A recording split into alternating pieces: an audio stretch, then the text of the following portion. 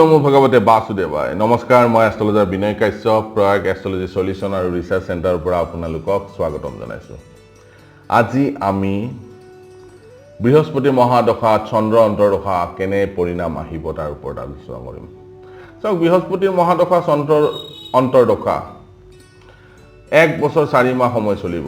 আৰু এই 1 বছৰ 4 মাহ দীঘলীয়া সময় যদি বৃহস্পতি আৰু চন্দ্ৰ কুষ্টিখনৰ কাৰণে মাৰক গ্ৰহ হয় বা কুষ্টিখনৰ কাৰণে বিপৰীতধৰ্মী গ্ৰহ হয় তেনেহলে জাতক বা জাতিকাই যথেষ্টখিনি প্ৰবলেম পাব যথেষ্টখিনি মানসিক অশান্তি আহিব আৰু লগতে ষ্ট্ৰাগলৰ পৰিমাণ বহুত বাঢ়ি যাব আৰু কুষ্টিখনৰ কাৰণে বৃহস্পতি দেৱতা যদি কাৰক গ্ৰহ হয় সম্বন্ধী গ্ৰহ হয় তেনেহলে জাতকৰ কাৰণে ভাল কিন্তু শৰ্ত এটাই আমি জানিব লাগিব যে গ্ৰহৰ বলাবল কিমান আছে গ্ৰহৰ বলাবলৰ কাৰণে আমি নৱাংশ চাব লাগিব হৰবৰ্গ চাব লাগিব সদবলত বলি কিমান চাব লাগিব লগতে হুৰক বৰ্গ সপ্তম বৰ্গ সকলোবোৰ দিশত আমি চাব লাগিব যে গ্ৰহৰ বল কিমান যদি কাৰক গ্ৰহ বলি হয় তেনেহলে কুষ্টিখনৰ কাৰণে ভাল আৰু সদায় নতুন নতুন এডভান্টেজ পাব জাতক বা জাতিকাই আৰু যদি মাৰক গ্ৰহ বলি হয় কুষ্টিখনৰ কাৰণে অত্যন্ত বেয়া হয় আৰু যদি মাৰক গ্ৰহ নিৰ্বলী হয় তেনেহলে কুষ্টিখনৰ কাৰণে ভাল আৰু যদি কাৰক গ্ৰহ নিৰ্বলী হয় তেনেহলে কুষ্টিৰ কাৰণে ভাল নহয় আপোনালোকে এইখিনিতে আৰু এটা কথা কৈ দিও যে মাৰক গ্ৰহৰ ষ্টোন জীৱনত নিপিন্ধিব কাৰণ কিয় তেওঁ মাৰকতা বৃদ্ধি কৰিব আৰু কাৰক গ্ৰহৰ ষ্টোন যদি পিন্ধে তাৰ পৰা সুফল পাব তাতো শৰ্ত আছে যদি গ্ৰহ বলি অৱস্থাত আছে যুৱ অৱস্থাত আছে তেনেহলে জাতকে যথেষ্ট ভাল ৰিজাল্ট পাব মহাৰাজে পৰাশৰৰ যদি হৰাশাস্ত্ৰ চাই যে 0 পৰা প্ৰথম 6 ডিগ্ৰী আৰু অন্তিম 6 ডিগ্ৰী এইখিনিত গ্ৰহৰ বলাবল কম থাকে আৰু ৰাশি ভেদে বেলেগ বেলেগ হয় সম ৰাশিত বেলেগ হ'ব বিষম ৰাশিত বেলেগ হ'ব কিন্তু শৰ্ত এটাই থাকিব 0 পৰা 6 আৰু লাষ্টৰ 6 ডিগ্ৰী 30 ডিগ্ৰীৰ ভিতৰত সেইখিনি সময়ত গ্ৰহৰ বল কম থাকে সেইটো হিচাপে আপোনালোকে চাই গ্ৰহৰ ৰত্ন নিজে বাছি উলিয়াব পাৰিব আৰু লগতে আমি দশা অন্তৰদশা যেতিয়া প্ৰেডিক্ট কৰিম নৱতৰা চক্ৰ খুব ইম্পৰ্টেন্ট হয় নৱতৰা চক্ৰ আমি জানিব লাগিব যদি তাত দশাৰ পৰা অন্তৰদশা যেতিয়া কাউন্ট কৰিম যিটো নক্ষত্ৰ দশানাথৰ সেই আৰু অন্তৰদশানাথৰ যিটো নক্ষত্ৰ হ'ব সেই নক্ষত্ৰটো 3, 5 আৰু 7 নম্বৰ নক্ষত্ৰ হ'ব নালাগে মানে বিপদ পত্যৰি আৰু বধ নক্ষত্ৰ হ'ব নালাগে বাকি কেইটা নক্ষত্ৰ হলে জাতকে ৰিজাল্ট পায় কিন্তু জন্ম নক্ষত্ৰ হলে অলপ ষ্ট্ৰাগল বেছি হ'ব আলটিমেটলি কিন্তু ৰিজাল্ট আহে আহক তেনেহলে আজি আমি বৃহস্পতিৰ মহাদশাত চন্দ্ৰ অন্তৰদশা কেনে ৰিজাল্ট আহিব তাৰ ওপৰত আলোচনা কৰিম চাওক জন্ম ৰাশিত ঠিক আছে জন্ম চক্ৰতে যিটো পূৰ্ব দিশত যিটো ৰাশি উদিত হ'ব সেইটোৱে হ'ব লগ্ন চন্দ্ৰ যদি লগ্নৰ পৰা কেন্দ্ৰ কোণ আমি আগতেও কৈছো যে কেন্দ্ৰ মানে হল 1 4 7 আৰু 10 কেন্দ্ৰ ভাৱ বোলে আৰু 1 5 9 ভাৱক কোণৰ ভাৱ বোলে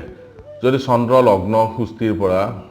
যদি কেন্দ্ৰত থাকে কোণত থাকে বা 11th হাউসত যদি থাকে বা চন্দ্ৰ যদি উচ্চ হৈ থাকে আৰু বা চন্দ্ৰ যদি নিজৰ ৰাশিতে থাকে তেনেহলে চন্দ্ৰ দেৱতাক আমি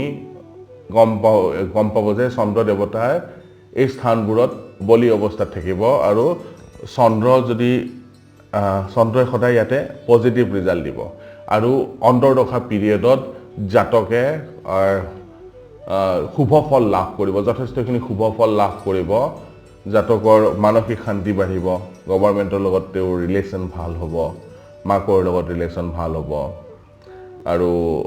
বিচাৰ বুদ্ধি বিদ্যা আদিটো জাতকে সদায় পজিটিভ ৰিজাল্ট পাব আৰু দশাপতি বৃহস্পতিৰ পৰাও যদি চন্দ্ৰ দেৱতা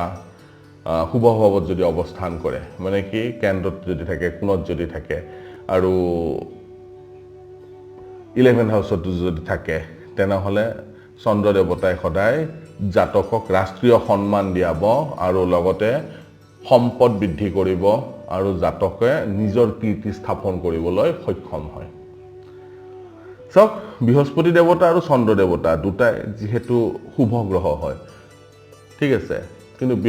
চন্দ্ৰৰ ক্ষেত্ৰত কণ্ডিশ্যন এপ্লাই হ'ব আৰু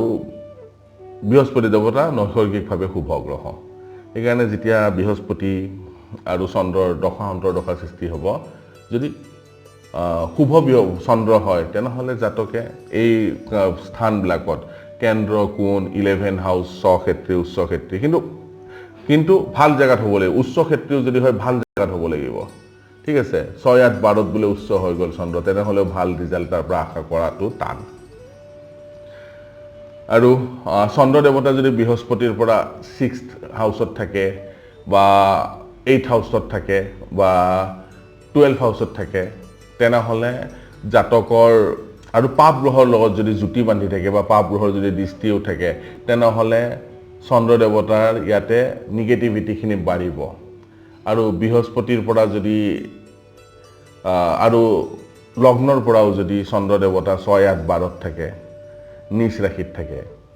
তেনেহ'লেও চন্দ্ৰৰ ইয়াতে নিগেটিভিটিখিনি বাঢ়িব। আৰু যদি চন্দ্ৰ যদি পাপযুক্ত হৈ থাকে, তথাপিও চন্দ্ৰ ইয়াতে নিগেটিভ ৰিজাল্ট জাতক বা জাতিকাক দিব। আৰু এই নিগেটিভ ফলৰ ভিতৰত কি হ'ব? জাতকৰ বন্ধু হানি হ'ব, লগতে জাতকৰ আত্মসন্মান, মান আদি হানি হোৱা দেখা পোৱা যায়। আৰু চন্দ্ৰ দেৱতাৰ অন্তৰ্দশাত মাকৰ পীড়া হোৱা দেখা পোৱা যায়, মাকৰ বেমাৰ আজাৰ আদি হোৱা দেখা পোৱা যায়। আৰু জাতকৰ মামাকৰ, মোমায়েকৰ ক্ষতি হোৱা দেখা পোৱা যায়। কাৰণ কিয়? চন্দ্ৰ মাকক ৰিপ্ৰেজেণ্ট কৰে আৰু মাকৰ বংশ, মাতুল বংশক ৰিপ্ৰেজেণ্ট কৰে, মামাকৰ ক্ষতি হোৱা দেখা পোৱা যায়। আৰু চন্দ্ৰ দেৱতা যদি 2nd হাউচ বা 6th হাউচ, ঠিক আছে, 2nd হাউচ বা 6th হাউচৰ যদি অধিপতি হয়, তেনেহ'লে অন্তৰ্দশা কালত জাতকৰ শাৰীৰিকভাৱে প্ৰব্লেম আহে। আজি আমি গম পালোঁ যে চন্দ্ৰ দেৱতাৰ আৰু বৃহস্পতি অন্তৰ্দশাত, বৃহস্পতি মহাদশাত চন্দ্ৰ দেৱতাৰ অন্তৰ্দশাত কেনে ৰিজাল্ট আহিব পাৰে। আপোনালোকেও চাব যে লগ্নৰ পৰা কেন্দ্ৰ, কোণ, 11th হাউচ, উচ্চ ভাল জেগাত হ'ব লাগিব, কেন্দ্ৰ কোণত হোৱাটো বেছি দৰকাৰী। আৰু লগতে স্বক্ষেত্ৰী যদি হয় বা মিত্ৰ ৰাশি যদি হয়, চন্দ্ৰ দেৱতাই ভাল ৰিজাল্ট দিয়ে। আৰু লগ্নৰ পৰা 6, 8, 12ত যদি চন্দ্ৰ দেৱতা থাকে, তাত উচ্চই হওক বা স্বক্ষেত্ৰীয়ে হওক, তথাপিও চন্দ্ৰ দেৱতাৰ নিগেটিভ ৰিজাল্ট আশা কৰিব লাগে। আৰু চন্দ্ৰ দেৱতা যিহেতু সাক্ষাৎ মাকক বুজায়, তো মাকৰ লগত ৰিলেশ্যন ৰাখি সেই যেনেকৈ মাকৰ শাৰীৰিক বেমাৰ বা মাকৰ সম্বন্ধী যিবিলাক তত্ত্ব আছে, সেইবোৰ আমি চন্দ্ৰ দেৱতাৰ পৰা আলোচনা কৰিব পাৰোঁ। আৰু চন্দ্ৰ দেৱতাৰ পৰা আমি গভৰ্ণমেণ্ট বস্তুবিলাকৰ ওপৰতো আলোচনা কৰোঁ, মানে গভৰ্ণমেণ্টৰ বিষয়েও আমি চন্দ্ৰৰ পৰা আমি জানিব পাৰোঁ। আৰু বৃহস্পতি যিহেতু জ্ঞানৰ গ্ৰহ আৰু চন্দ্ৰ যিহেতু মনৰ গ্ৰহ, জ্ঞান আৰু মন যেতিয়া একেলগ লাগে, যদি পজিটিভ হয় জাতকে সদায় পজিটিভ ৰিজাল্ট পায়, আৰু যদি নিগেটিভ হয় জাতকৰ কাৰণে প্ৰব্লেম আছে। সেইকাৰণে আমি যেতিয়া দশা অন্তৰ্দশা প্ৰতীক কৰিম, তেতিয়া তেওঁলোকৰ সম্বন্ধ চাই ল'ম, কেনে সম্বন্ধীনে, বিপৰীত ধৰ্মীনে, সহধৰ্মী, ঠিক আছে। লগতে নৱতৰা চক্ৰ চাম, গ্ৰহৰ বলাবল চাব লাগিব, নৱাংশতে হওক, সৰ্বৰ্গতে হওক, ষোড়শবৰ্গতে হওক, ষটবলতে হওক, আদি সকলো জেগাত আমি বলটো চাই ল'ম। যদি কাৰক গ্ৰহ হয় বল হ'লে ভাল, মাৰক গ্ৰহ হ'লে বল কম হ'লে ভাল। আৰু মাৰক গ্ৰহৰ ষ্ট'ন আপোনালোকে ধাৰণ নকৰিব, সি মাৰকতা বৃদ্ধি কৰিব।